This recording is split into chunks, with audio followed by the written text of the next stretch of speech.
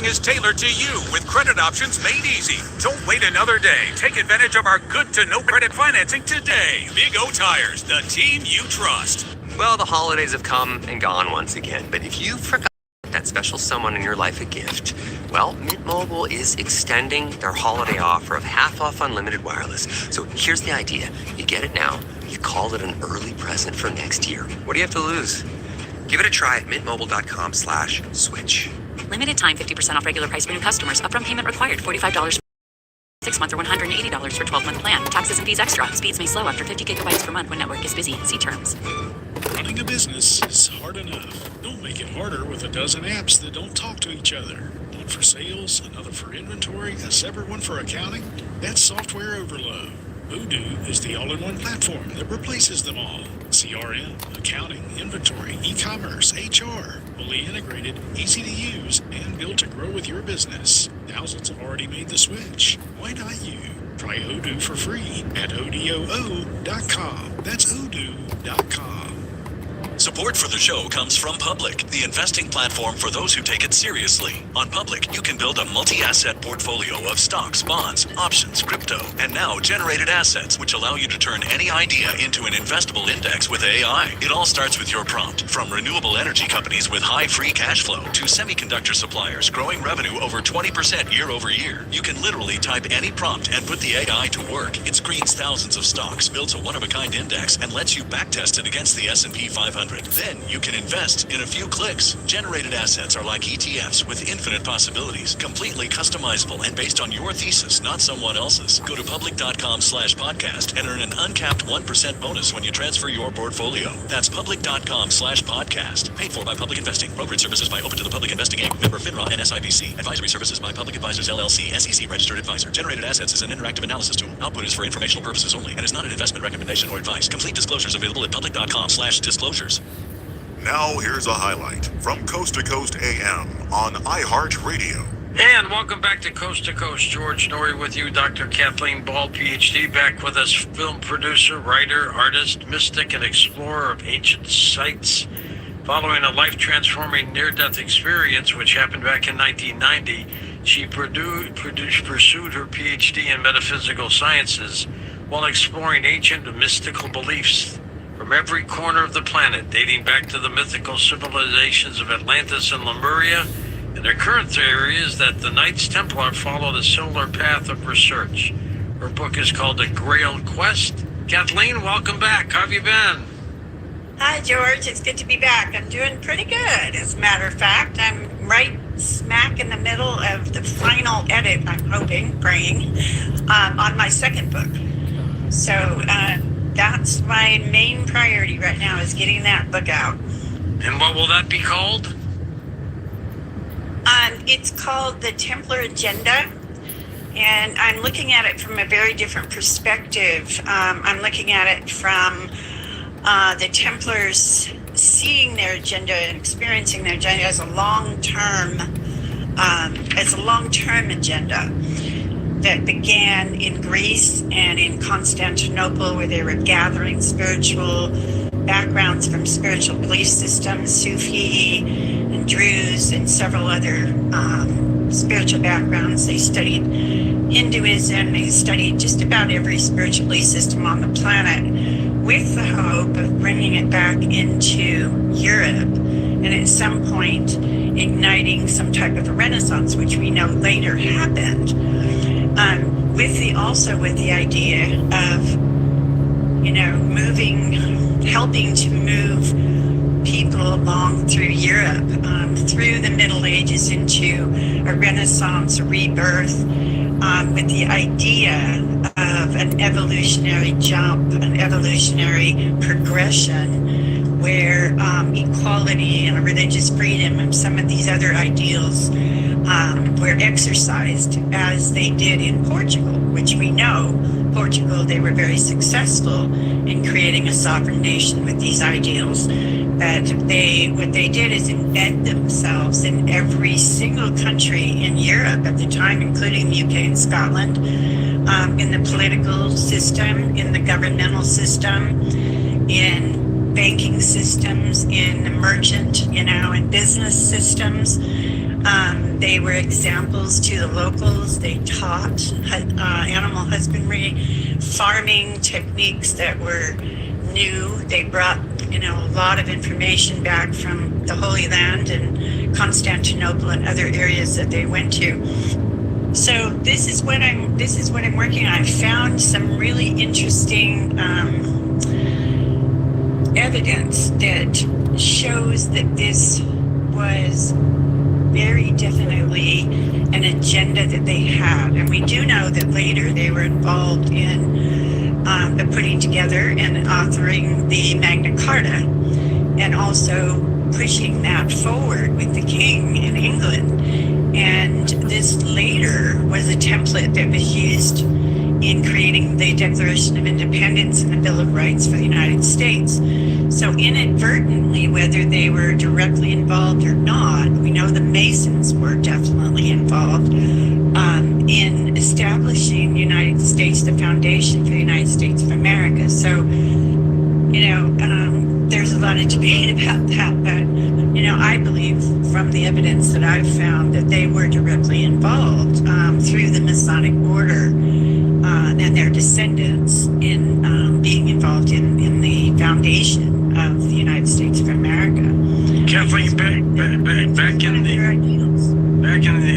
1800s, when they were formed, what was happening to Christians to create the Knights Templar? Well, they were supposedly created to protect pilgrims, which is one of the things they did later on. But in the first 9 years that they were in the Holy Land, they were in Jerusalem at the Temple Mount, they were excavating. They were not protecting, they weren't involved in the Crusades, and they weren't protecting pilgrims at that point. They were excavating relics. What I assume were genealogies. There's a lot of speculation. We don't have any direct knowledge of everything that they collected, that they excavated under the Temple Mount. We can only speculate that there were some relics, there were some things that were buried under there during the demolition of the Second Temple, things that were hidden. And we know that now we have some evidence that many of the original Templars were Jewish. So, there's reason to believe that some of this information may possibly have been passed down through family members orally, because they seemed to know exactly where they were going. When they got into Jerusalem, they went straight to the Temple Mount, and they were staying in the stables, and they began excavating almost immediately. So, it just leads me to believe, and several other researchers that I know, to believe that was strategic. They knew exactly where they were going and exactly what they were looking for, and they knew exactly where to find it. Were they the best of the best in terms of soldiers? Yes, they were. They were very disciplined, and they were the best of the best. We have quotes from Saladin that has come down to us through history, that they were very well respected for their discipline and their military achievement and abilities. They were respected even by Saladin. So, your current book, A Grail Quest, talks about a mysterious cave in Brazil. Tell us about that. Yes, there's a very mysterious cave in Brazil, which triggered a lot of this research that I'm doing now, because it, forced me to backtrack into Portugal, which is where they came from. But this cave, as you know, was actually, I wasn't intending, I was not out searching for a Templar cave that day. It's not something you wake up and say, I'm going to go looking for a Templar cave. No, definitely not. No, what happened was a series of synchronistic events that put me in a place where I really didn't have much choice but to find it. The woman that I went with, she didn't know how to drive a car with a clutch. I had forgotten my driver's license, and so here we are in Brasilia, and we had to rent a car.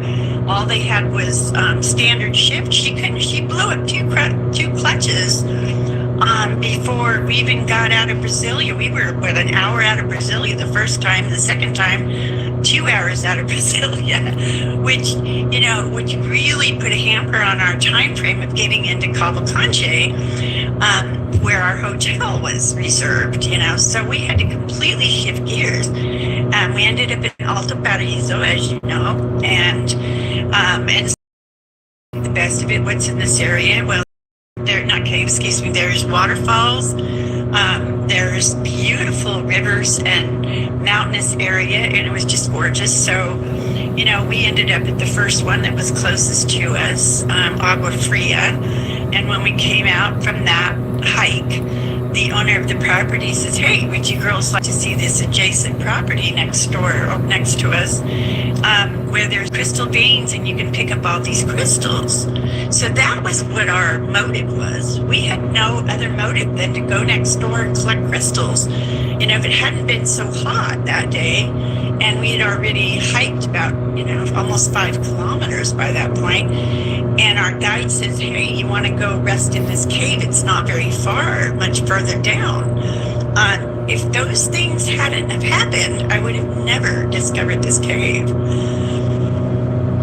Now, in terms of in the cave, what was so special about it? Well, it was what was above the cave that got my initial attention and basically flabbergasted me. I was just so stunned. I still remember that moment. I'll never forget it.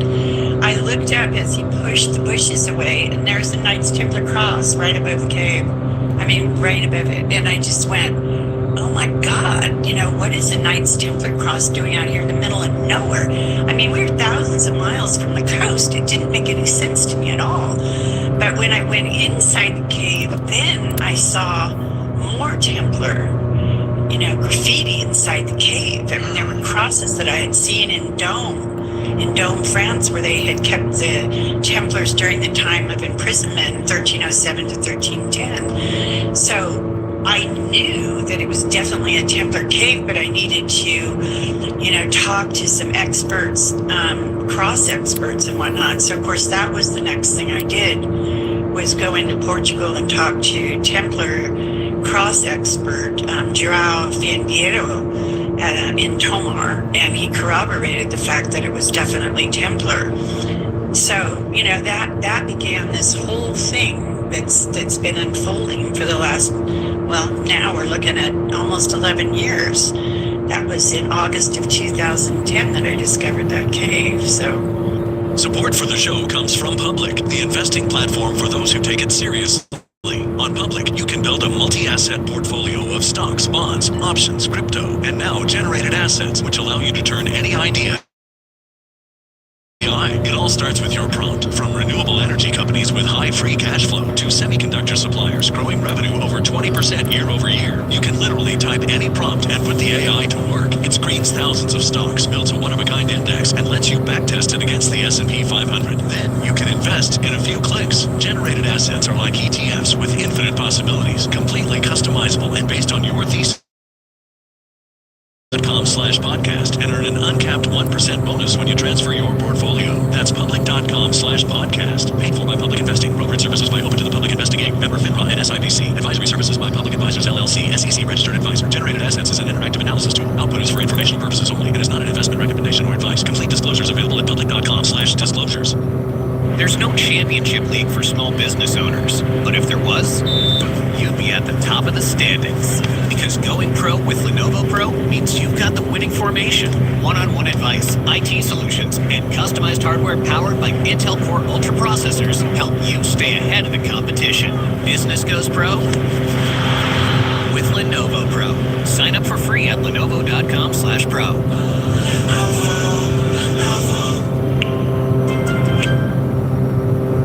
Forget whatever plans you have this weekend because you're staying at home and playing on SpinQuest. And there's never been a better time to sign up than right now. New users get $30 coin packs for just $10. All the table games you love, with hundreds of slot games and real cash prizes. That's at spinquest.com. SPINQUEST.com. SpinQuest is a free-to-play social casino. Void where prohibited. Visit spinquest.com. Business software is expensive. And when you buy software from lots of different companies, it's not only expensive, it gets confusing, slow to use, hard to integrate. Odoo's for 60 apps available for any needs your business might have, all at no additional charge. Everything from websites to sales to inventory to accounting, linked and talking to each other. Check out Odoo at odoo.com. That's odoo.com. Kathleen, did the Templars disband, or are they still secretly out there? They're out there. We have current members, orders that have popped up everywhere, but we still have some continuity of original We have descendants from original Templar members in Portugal, definitely, and also in Brazil. Now, I don't know about any other countries specifically. I know in Scotland there is some claim to that, but I haven't seen genealogy, so I don't know for certain. But there's probably hundreds of thousands of Templars if you consider all the different orders that have popped up all over the place right now. Currently, Timothy Hogan is one person that I've been working pretty closely with, who's a grandmaster, and he's corroborated a lot of the research that I've been doing over the years.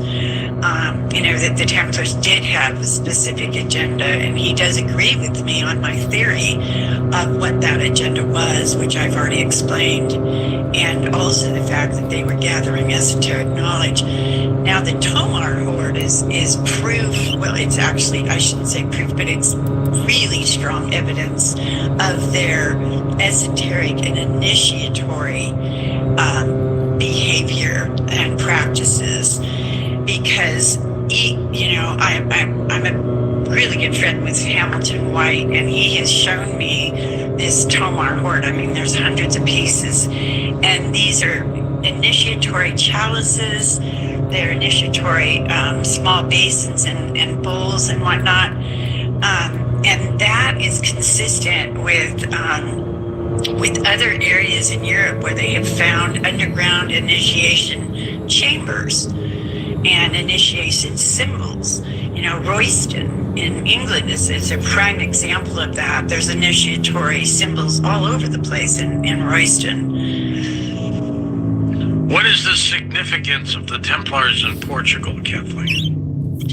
The significance of the Templars in Portugal, I believe, was actually the nuts and bolts of the order. Many people don't really know. I just discovered this in my recent research in France last year, that there was a schism that happened in the order in 1180 in Gisors, France. And the inner circle of the order, they didn't separate physically, but they separated spiritually, I guess would be the best way to describe it. The inner order still remained true to their original ideals, whereas the outer order, they were the bankers, they were the soldiers, they were the farmers, they were a lot of administrators and that sort of thing, which also explains why many of the Templars, when they were arrested in France by King Philip the Fair, didn't really know what was going on with the initiation process. So they were asked, they were tortured, and they were asked about these practices, and they really didn't have any information that was solid. Why were they arrested? What did they do wrong? Well, they were too big for their britches. I mean, honestly, that's really what it came down to. After 1292, after the fall of Acre, there really wasn't a use for the Templars. The kings were all broke. The only king that had any money was the one in Portugal, which explains why the Templars were going back and forth to Brazil, because they were bringing gold to the king in Portugal. So he was the only one handing money. But the rest of the monarchs throughout Europe had been, they had been feeding money and men to the Crusades for centuries, and they were broke. So here you have an order that has more money and more property than most monarchs. And that's a scary thing to a monarch. Definitely were there. Defies their power. And so especially in France, where, King Philip the Fair also attempted to become a Templar at one point, and he was denied access. And so, of course, that probably made him angry. But I don't think that was his only motive. I think his primary motive was financial, honestly. He wanted to see the end of the order so they didn't compete with his power, but he also wanted what they had. And they had a lot of money, although he never did obtain that. And I think it's because the Templars always had spies. They had an excellent system of spies. They were brilliant when it came to strategy and the workings of networks. So I think they had a heads up long before that. King Philip the Fair came and arrested all of these Templars, including Jacques de Molay. I think they knew that many of the Templars just left at that point. They went to Scotland. They took the treasure out of the main, cathedral, the main fortress in Paris. I think they took it. All of it was gone days, even maybe weeks before the arrest even took place.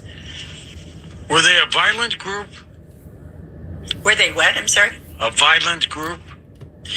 Well, they were and they weren't. They were trained soldiers, but at the same time, they were monks. And they were also spiritually very disciplined men. And so, we're all capable of both. I think, we all have the capability of a lot more than I think that we'd want to admit to. But as far as the Templars go, they did have that violent side. They were they're perfectly capable of defending themselves and monarchs and, whatever they were in charge of. But at the same time, that wasn't really their essential nature. I think their essential nature was of a spiritual origin. At their highest point, how many of them do you think there were? Oh, thousands. I couldn't even attempt to figure that out because so many were murdered, as soon as they got, there were hundreds that were killed at a time in Jerusalem. So, England and France and Italy and Spain, they kept sending more and sending more and sending more men. So they trained them, they get into action, in the Crusades, and they were losing a lot of battles. They were losing a lot of battles because of the organization. Saladin, what he did was organize all of the Muslim troops that were over there, all the isolated tribes that had been separate. He brought them all together. So that made a huge impact on what was going on in the Holy Land at that point in time. It was their territory. They had more men. They had everything in there, that really was on their side. The Templars really didn't have a lot on their side, except for the fact that they were extremely disciplined and skilled warriors. Listen to more Coast to Coast AM every weeknight at 1 a.m. Eastern, and go to coasttocoastam.com for more. Enjoy more ways to save at Smith's, like low prices in every aisle. And you can clip and save more with digital coupons in the Smith's app. Plus, you can earn fuel points to save up to $1 per gallon at the pump. So it's always easy to save big. Smith's, fresh for everyone. Savings may vary by state. Fuel restrictions apply. See site for details. Save even more on your favorites. Simply mix and match 5 or more participating items and get them for just 99 cents each during our 99-cent sale going on now. Whether your car has small tires, big tires, tires that go fast, tires with extra grip, or tires that just get you from here to there, they can be an unexpected expense. Don't wait any longer. At Big O Tires, we have no